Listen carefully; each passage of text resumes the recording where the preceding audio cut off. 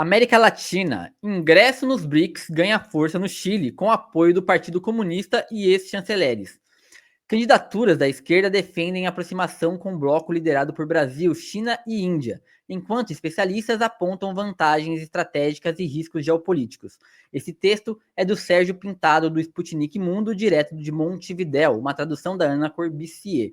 Gui, quais os destaques do texto? Então, assim, esse ano tem eleições presidenciais no Chile e uma candidata, uma pré-candidata que pertence ao Partido Comunista do Chile, a Anete Jara, falou sobre a possibilidade do país passar a integrar o BRICS como membro, não é um membro pleno, na verdade, né? Como um membro associado.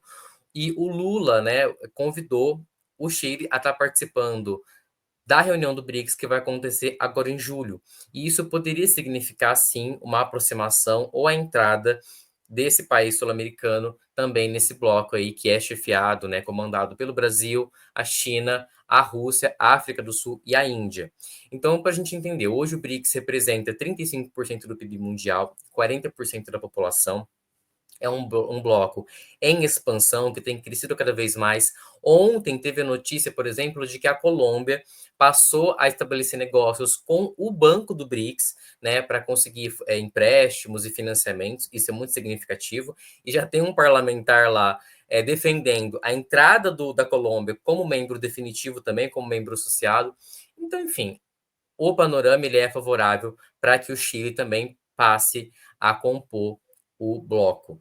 E aí, existem alguns pontos, né, que os especialistas que dão entrevista para essa matéria, eles pontuam. E aí tem uma fala aqui interessante deixa eu captar o nome dela aqui, a Andrea Sato, que é uma pesquisadora chilena.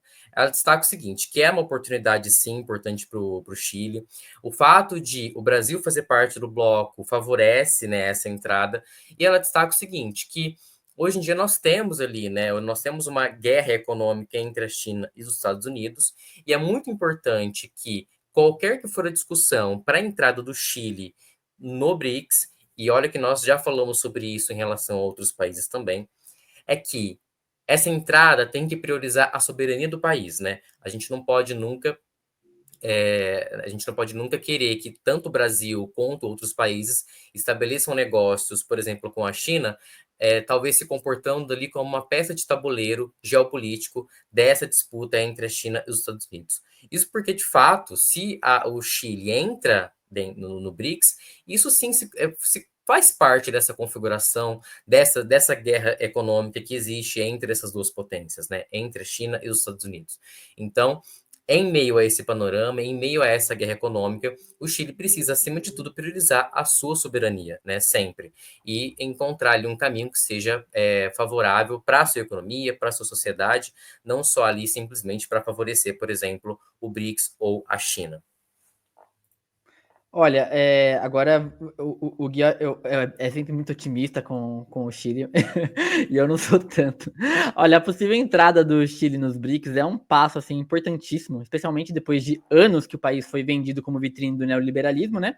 Um modelo que deixou o Chile mais desigual, com saúde e educação sucateadas e a população endividada, para viver no básico. Entrar nos BRICS pode representar uma ruptura simbólica, assim, e prática com esse projeto de dependência do capital ocidental, e recolocar o Chile dentro de uma agenda de soberania regional. Mas para isso acontecer de verdade, o presidente, o Boric, precisa parar de se esconder atrás da imagem de nova esquerda, porque na prática ele tem adotado várias posturas tímidas, conciliatórias e liberais, de certa forma, se você for analisar no branco no preto ali, que não enfrentam os poderes que realmente estruturam a desigualdade no Chile. Ele fala como progressista, mas governa como alguém que não quer mexer nas bases do sistema. Inclusive, ele é sempre contra boa parte dos países do sul global. Ele taxa direta a Venezuela como ditadura, por exemplo. Isso não é uma postura que eu gostaria de ver um país dentro dos BRICS, pessoalmente, né? Sei que talvez a importância esteja além disso. A entrada nos BRICS exige mais do que discurso, exige coragem política para bater de frente com os interesses históricos do imperialismo no Cone Sul. O Chile não pode entrar nessa aliança só para fazer número, tem que entrar para somar com um projeto coletivo de independência econômica, justiça social e integração latino-americana. Isso só vai acontecer se o Boric parar de querer agradar banqueiro de terno e estudante com pôster do Che Guevara ao mesmo tempo. Não dá, não dá. Você tem que ter um lado. Eu acho que essa postura de nova esquerda aí que muita gente tem pregado, para mim não convence. Não sei o que vocês acham, mas também a gente já tá apertado aqui, nem vai rolar uma discussão sobre isso, gente. Gui, mais alguma coisa? Quer girar? Só vou passar aqui, só para comentar que eu esqueci, ó, um comentário da Simone Cavalcante. Simone, muito obrigado pela contribuição. Eu não mostrei antes, ela disse que ela já se apaixonou pelo ChatGPT uma vez. Isso, isso mostra aí para a gente um exemplo. Não, podemos girar, só ia comentar o seguinte, que realmente é difícil para o BRICS estar entrando para o Chile estar entrando no BRICS nesse momento, porque é um processo longo, não é algo rápido. E como a gente já comentou aqui, salvo engano, na live da semana passada, a Vanessa comentou com a gente que existe uma grande chance de que a direita vença as eleições desse ano no Chile. Então, isso realmente seria um obstáculo aí para que o país entre nesse bloco. Mas quem sabe, né?